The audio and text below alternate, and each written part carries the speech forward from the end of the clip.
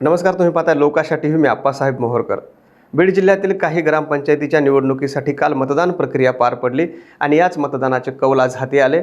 आज याच ग्रामपंचायतीचे निकाल हाती आले असून यामध्ये सर्वात प्रतिष्ठेची मानली जाणारी जी काही ग्रामपंचायतीची निवडणूक होती त्यामध्ये मसाजोगची ही ग्रामपंचायतीची निवडणूक होती आणि याच ग्रामपंचायतीच्या निवडणुकीमध्ये संतोष देशमुख यांच्या पत्नीचा पराभव करत स्वरूपानंद देशमुख यांचा 92 मताने विजय झाला आणि तसा विजयाचा आनंदोत्सव त्यांनी साजरा देखील केलेला आहे. तसं पाहिलं तर मसाजोगचे सरपंच संतोष देशमुख यांची निर्घृण हत्या झाल्यानंतर मसाजोगची पोटनिवडणूक लागली होती आणि हीच पोटनिवडणूक अगोदर बिनविरोध होईल असं सांगण्यात आलं होतं. मात्र ही निवडणूक बिनविरोध झाली नाही. सुरुवातीला निवडणूक बिनविरोध होण्यासाठी गावात अनेक बैठका झाल्या. या बैठकीला स्वरूपानंद देशमुख असतील किंवा धनंजय देशमुख असतील यांची उपस्थिती होती असं सांगण्यात येतं आहे. प्रत्यक्ष ते होते की नाही हे माहीत नाही. मात्र अशा चर्चा होत्या की गावामध्ये बैठकी सुरू आहेत, तर ही निवडणूक बिनविरोध करायची की निवडणुकीमध्ये वेगवेगळे पॅनल उभं राहतील या संदर्भात चर्चा होत्या.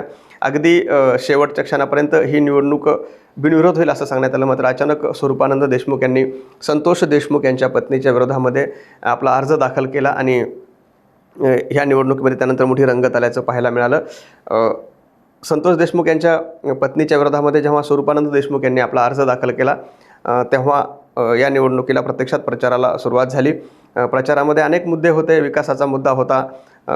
स्वर्गवासी संतोष देशमुख यांचं स्वप्न पूर्ण करण्याचा प्रामुख्यानं मुद्दा यामध्ये पाहायला मिळाला.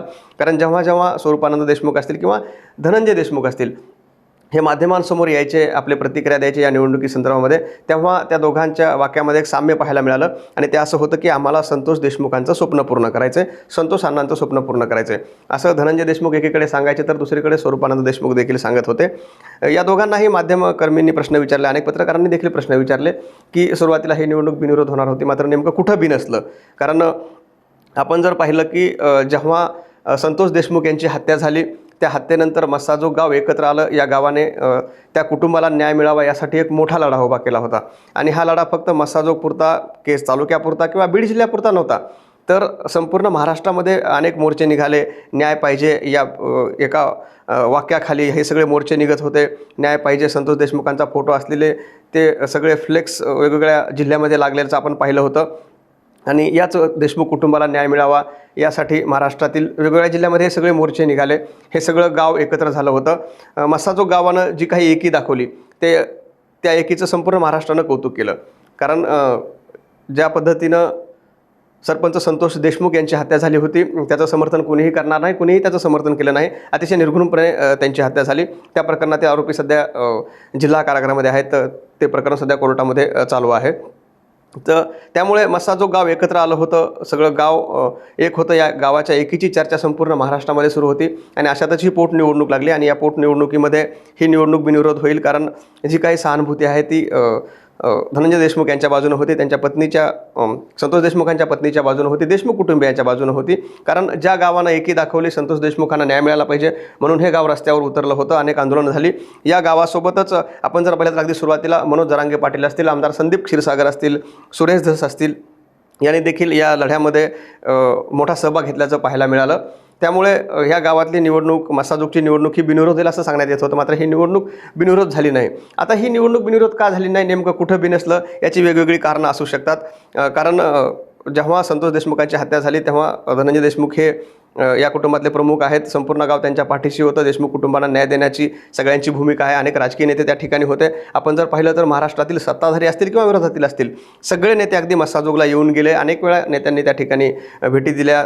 संतोष देशमुखांना न्याय मिळवून देऊ असं देखील त्यांना सांगितलं होतं. ही सगळी प्रक्रिया सुरू असतानाच ही निवडणूक लागली आणि ही निवडणूक अगदी शेवटच्या क्षणी म्हणजे बिनविरोध होणार होती. मात्र शेवटच्या क्षणी काय बिनसलं आणि त्याच्यामध्येच ही निवडणूक झाली, मतदान प्रक्रिया पार पडली आणि त्यानंतर जेव्हा निकाल हाती आला तेव्हा स्वरूपानंद देशमुख यांचा विजय झाला. 92 मतांनी ते विजय झालेले आहेत.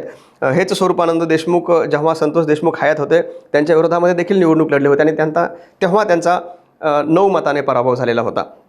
पुन्हा एकदा त्यांनी ही निवडणूक लढवली आणि ते आता जिंकून आलेले आहेत. मात्र ही निवडणूक बिनविरोध का झाली नाही, स्वरूपानंद देशमुखांनी संतोष देशमुख यांच्या पत्नीला बहीण मानलं होतं, तरी आपल्या बहिणीच्या विरोधात त्यांनी अर्ज का दाखल केला, असे अनेक प्रश्न आता या निकालानंतर उपस्थित झालेले आहेत. यापूर्वी देखील जेव्हा निवडणुकीचा प्रचार सुरू होता तेव्हा या प्रश्नावर चर्चा झाली. अनेकांनी असं देखील म्हटलं की त्यांनी संतोष देशमुखांच्या पत्नीला बहीण मानलेलं आहे, आपल्या त्यांच्या बहिणीच्या विरोधात ते निवडणूक कशी लढू शकतात असे देखील कयास लावण्यात आला. त्यामुळे ही निवडणूक अगदी रंगात आली होती. आपण जर पाहिलं तर या निवडणुकीच्या प्रचारामध्ये स्वर्गीय संतोष देशमुख यांची मुलगी असेल, त्यांचा मुलगा असेल, हे देखील प्रचारात उतरल्याचं पाहायला मिळालं. ते देखील ते प्रॉस्पेक्ट घेऊन गावकऱ्यांना वाटत होते. असे काही फोटो सोशल मीडियावर व्हायरल झाले. तर स्वरूपानंद देशमुख यांनी देखील त्यांच्यासोबत काही तरुण होते असं सांगितलं. तरुणांनी ही निवडणूक हाती घेतलेली आहे असं सांगत ते या निवडणुकीमध्ये उतरलेले होते. प्रामुख्याने या निवडणुकीमध्ये जो मुद्दा होता, विकासाचा देखील मुद्दा होता. विकासावर देखील दोन्ही बाजूने प्रतिक्रिया येत होत्या. गावचा विकास करायचा आहे, गावामध्ये वेगवेगळी विकास कामं करायची आहेत. हे सगळं सुरू असतानाच एक मुद्द्यावर मी आपलं सगळ्यांचं लक्ष वेधणार आहे आणि तो म्हणजे की स्वर्गीय संतोष देशमुख यांचं स्वप्न पूर्ण करायचं आहे. तर संतोष देशमुखांचं स्वप्न काय होतं की आपलं गाव सुधारलं पाहिजे, गाव निर्व्यसनी राहिलं पाहिजे, गावामध्ये एकी असली पाहिजे, हे त्यांचं प्रामुख्यानं स्वप्न होतं. कारण मी संतोष देशमुखांना प्रत्यक्षात एकदाच भेटलेलो आहे, मात्र माझी त्यांच्यासोबत कधी अशी इतक्या सखोलपणे चर्चा झालेली नाही. पण जेव्हा मी मसाजोगमध्ये गेलो होतो त्या प्रकरणानंतर, तेव्हा लोक सांगायचे की अण्णाचं स्वप्न असायचं. म्हणजे संतोष देशमुखांना गावकरी अण्णा म्हणतात आणि अण्णांचं स्वप्न होतं की गाव एक राहिलं पाहिजे, गावात वेगवेगळी विकास कामं झाली पाहिजेत, तरुणांच्या हाताला रोजगार मिळाला पाहिजे, असे सगळं त्यांचं स्वप्न होतं. आणि त्याच अनुषंगानं ते या म्हणजे ग्रामपंचायतची निवडणूक लढायचे, जिंकून यायचे आणि या सगळ्या माध्यमातून त्यांची सगळी गावामध्ये विकास कामं सुरू होती. मात्र जेव्हा त्यांचं हत्या झाली, निर्गुणपणे ती हत्या झाली आणि त्यानंतर आता पुन्हा एकदा ही पोटनिवडणूक लागली. या निवडणुकीमध्ये स्वरूपानंद देशमुखांनी त्यांच्या पत्नीच्या विरोधामध्ये ही निवडणूक लढले आणि ते जिंकून आले. आता यामध्ये जो मुद्दा आहे संतोष देशमुखांचं स्वप्न पूर्ण करायचं. आता ही निवडणूक सुरू असतानाच दोन्ही बाजूनं असं सांगण्यात आलं की त्यांचं स्वप्न पूर्ण करायचं. मात्र संतोष देशमुख जर हयात असते तर अशा पद्धतीची ही निवडणूक झाली असती का? किंवा जसं आपण पाहिलं की याच निवडणुकीच्या मतदानादरम्यान 2 गट आमने सामने आले. जी लोक अगदी जेव्हा संतोष देशमुखांची हत्या झाली तेव्हा सगळं गाव एकत्र होतं, त्या ठिकाणी त्या मंदिरासमोर एकत्र बसायची. आलेल्या जे लोक सांत्वन करण्यासाठी यायचे त्या लोकांना या सगळ्या लोकांनी त्या ठिकाणी हे एकत्र असल्याचं पाहिलेलं आहे. मात्र हीच मंडळी अगदी मतदानाच्या दिवशी एकमेकांसमोर का आली, जे एक असलेलं गाव एकमेकांच्या विरोधामध्ये का उतरलं, याचे अनेक कारणं असू शकतात. मात्र संतोष देशमुख यांच्या हत्यानंतर ही निवडणूक लागलेली आहे आणि त्यामध्ये आता स्वरूपानंदांचा विजय झाला आहे. आपण जर पाहिलं तर या सगळ्या निवडणुकीच्या धामधुमीमध्ये एकमेकावर आरोप झाले, प्रत्यारोप झाले. आवादा कंपनीमुळे जे हे सगळं प्रकरण सुरू झालं होतं, याच आवादा कंपनीनं जो 58 लाख रुपयाचा CSR फंड दिलेला आहे, त्या फंडाचं पुढे काय झालं, असे प्रश्न स्वरूपानंद देशमुखांनी उपस्थित केले. त्याला प्रत्युत्तर धनंजय देशमुखांनी दिलं. त्यांनी सांगितलं की ह्या पैशाचं काय झालं मी सांगायला तयार आहे, मात्र त्यांनी पण येऊन सांगावं की हे पैसे कोणी खर्चले, या पैशाचं पुढे काय झालं, हे सगळं गावासमोर येऊन एकदम असं म्हणजे त्यांनी बोलायला पाहिजे. हे सगळं क्लिअर व्हायला पाहिजे गावकऱ्यांसमोर. गावकऱ्यांना देखील कळलं पाहिजे की या पैशाचं काय झालं. दोन्ही बाजूने एकमेकावर आरोप प्रत्यारोप झालेले आहेत. तर ही निवडणूक लोकशाही मार्गाने लढावी असे देखील आरोप स्वरूपानंद देशमुख यांनी धनंजय देशमुखावर केले आणि त्यांच्या आरोपाला उत्तर देणं मला महत्त्वाचं वाटत नाही. कारण की जिंकून येण्यासाठी किंवा निवडणूक लढवण्यासाठी माझ्यावर असे वेगवेगळ्या प्रकारचे आरोप केले जातात असं देखील धनंजय देशमुख यांनी सांगितलं होतं या निवडणुकीदरम्यानमध्ये. आणि दोघांनाही विश्वास होता की आम्ही निवडून येऊ. मात्र स्वरूपानंदांचा यामध्ये विजय झालेला आहे. आता या विजयानंतर स्वरूपानंद देशमुख यांनी संतोष देशमुख यांच्या घरी जाऊन त्यांच्या कुटुंबियांची भेट घेतली. पूर्ण गुलालानं माखलेले स्वरूपानंद देशमुख हे संतोष देशमुखांच्या घरी गेले, त्यांच्या आईचा आशीर्वाद घेण्यासाठी गेले होते. त्यानंतर त्यांनी संतोष देशमुखांचा जो फोटो आहे त्या ठिकाणी ठेवलेला, त्या ठिकाणी त्या फोटोला अभिवादन केलं. आणि यामध्ये जेव्हा धनंजय देशमुख आणि स्वरूपानंद देशमुख यांच्यामध्ये चर्चा झाली तेव्हा धनंजय देशमुखांनी त्यांना हात जोडले आणि म्हणाले की तुम्हाला काही मदत लागली तर आम्हाला सांगा, आम्ही तुमच्यासोबत आहोत. आणि तेव्हा जे उत्तर दिलं स्वरूपानंद देशमुख यांनी ते समर्पक होतं. ते म्हणाले की संतोष अण्णांचं स्वप्न पूर्ण करण्यासाठी आम्ही तुमच्यासोबत आहोत, सर्व गाव देशमुख कुटुंबासोबत, असे देखील ते म्हणाले. आणि जेव्हा स्वरूपानंद देशमुख हे संतोष देशमुख यांच्या आईला भेटण्यासाठी घरामध्ये गेले तेव्हा त्यांच्या आईनं देखील एक वाक्य त्या ठिकाणी त्या बोलल्या. आपण ते त्या व्हिडिओमध्ये स्पष्ट ऐकायला येतं की तुम्ही तर संतोष देशमुखांच्या पत्नीला बहीण मानलं होतं आणि तरी त्यांच्या विरोधामध्ये निवडणूक लढलात. तेव्हा देखील स्वरूपानंद देशमुख यांनी एकच उत्तर दिलं की आम्ही तुमच्यासोबत आहोत, संतोष अण्णांचं स्वप्न पूर्ण करण्यासाठी संपूर्ण गाव तुमच्या पाठीशी आहे.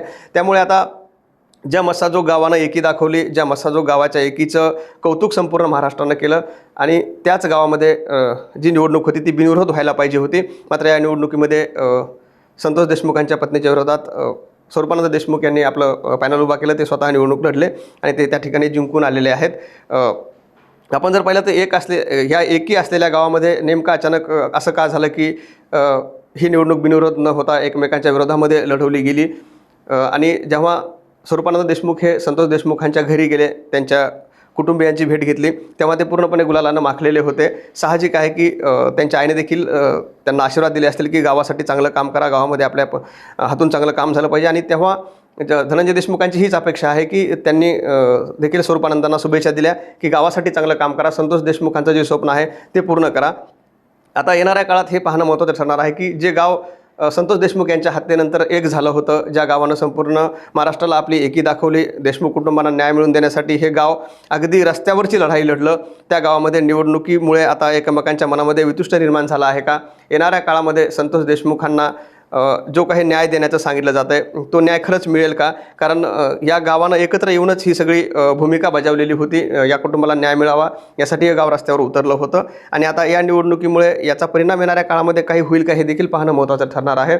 कारण आपण म्हणतो की राजकारण खूप वाईट असतं आणि खरंच जर मस्साजोगचा निकाल आपण जर पाहिला तर अनेकांना वाटत होतं की सहानुभूती आहे, सहानुभूतीच्या जोरावर संतोष देशमुख यांच्या पत्नी या निवडणुकीमध्ये विजयी होतील. मात्र गावकऱ्यांनी 92 मतांनी स्वरूपानंद देशमुख यांचा विजय केलेला आहे. त्यामुळे आता येणाऱ्या काळामध्ये खरंच संतोष देशमुख यांचं स्वप्न पूर्ण होईल का? कारण दोन्ही बाजूने सांगितलं जातं की आम्हाला संतोष देशमुख यांचं स्वप्न पूर्ण करायचं आहे. निवडणुकीमध्ये प्रामुख्यानं विकासाचा मुद्दा होता, मात्र संतोष देशमुख यांचं स्वप्न पूर्ण करण्याचा देखील मुद्दा होता. आणि आता या सगळ्या ग्रामपंचायतीची निवडणूक होती, निवडणूक झाली, मतदान झालं, निकाल हाती आले. काही दिवसात या गावातलं सगळं वातावरण पूर्वस्थितीवर येईल, लोक आपापल्या कामासाठी जातील. निवडणुकीचं हे वारं सगळं आता शमलेलं आहे आणि येणाऱ्या काळामध्ये एवढंच पाहणं महत्त्वाचं ठरणार आहे की ज्या गावानं देशमुख कुटुंबांसाठी रस्त्यावरची लढाई लढली ते गाव पुन्हा एकदा देशमुख कुटुंबाच्या पाठीशी उभा राहील का? कारण निवडणुकीमध्ये त्यांनी जरी स्वरूपानंद देशमुख यांना कौल दिला असला तरी भावनिकदृष्ट्या हे गाव देशमुख कुटुंबियांच्या पाठीशी असल्याचं अनेकांनी सांगितलेलं आहे. आता येणाऱ्या काळामध्ये जी काही सध्या न्यायालयीन प्रक्रिया सुरू आहे, या न्यायालयीन प्रक्रियेमध्ये गावाचा देखील पाठिंबा या देशमुख कुटुंबियांना आहे. आणि धनंजय देशमुख यांनी देखील माध्यमांना बोलताना प्रतिक्रिया दिली की यापुढे राजकारण करताना मी गावकऱ्यांना विश्वासात घेईल, सर्व जनतेला विश्वासात घेऊन राजकारण करेल. कारण जर व्यवस्थित समन्वय साधला गेला असता दोन्ही बाजूने तर कदाचित ही निवडणूक बिनविरोध झाल्याचं चित्र पाहायला मिळालं असतं. मात्र कुठंतरी समन्वयाचा अभाव आणि एकमेकांमध्ये चर्चा न झाल्यामुळेच ही निवडणूक बिनविरोध झाली नाही, असं देखील काही राजकीय जाणकारांनी सांगितलं. मी थोडक्यात या सगळ्या निवडणुकीचा आणि या सगळ्या ग्रामपंचायतीच्या निवडणुकीमध्ये लागलेल्या निकालाचा विश्लेषण करण्याचा प्रयत्न केला. कारण मी काही दिवस संतोष देशमुख यांची हत्या झाल्यानंतर मस्साजोगमध्ये वार्तांकनासाठी एका पत्रकारासोबत होतो, त्यामुळे या ठिकाणची काही परिस्थिती मला माहीत होती, ती मी थोडक्यात मांडण्याचा प्रयत्न केला. आणि शेवटी एवढंच की जर व्यवस्थित समन्वय साधला गेला असता, एकमेकांसोबत जर चर्चा झाल्या असत्या तर कदाचित ही निवडणूक आज बिनविरोध झाल्याचं देखील पाहायला मिळालं असतं.